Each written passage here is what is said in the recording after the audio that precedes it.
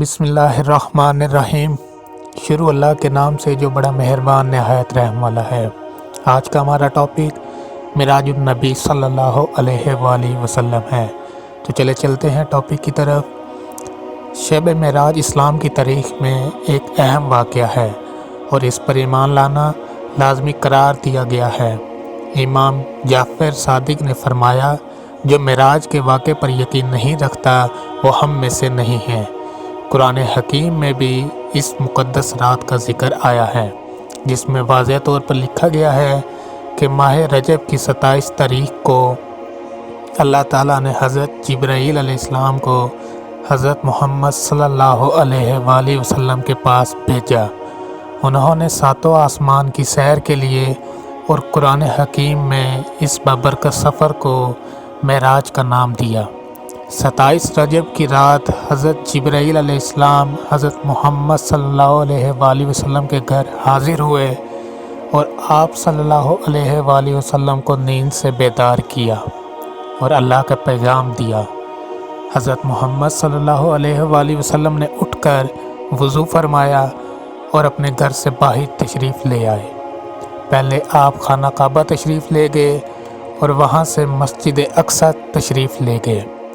مسجد اقصی سے آپ صلی اللہ علیہ وآلہ وسلم نے ساتوں آسمان کی طرف سفر شروع کیا۔ جب آپ صلی اللہ علیہ وآلہ وسلم سدرۃ المنتہا پہنچے تو حضرت جبرائیل علیہ السلام نے عرض کیا کہ میرے اور آپ کا ساتھ یہاں تک ہی تھا، اس سے آگے جانے پر میں جل جاؤں گا۔ آگے کا سفر حضرت محمد صلی اللہ علیہ وآلہ وسلم نے اکیلے ہی طے کیا۔ اس مقدس رات میں آپ صلی اللہ علیہ وآلہ وسلم اللہ تعالیٰ سے ہم کلام ہوئے اور آپ کو بہت سے مقامات دکھائے گئے اور فرشتوں سے ملاقات فرمائی۔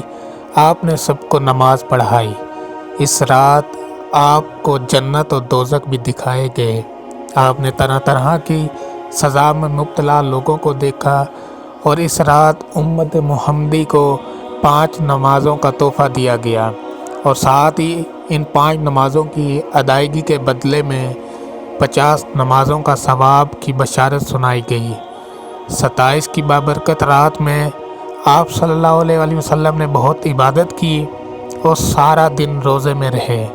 اس دن کی عبادت کو بہت زیادہ درجہ دیا گیا ہے۔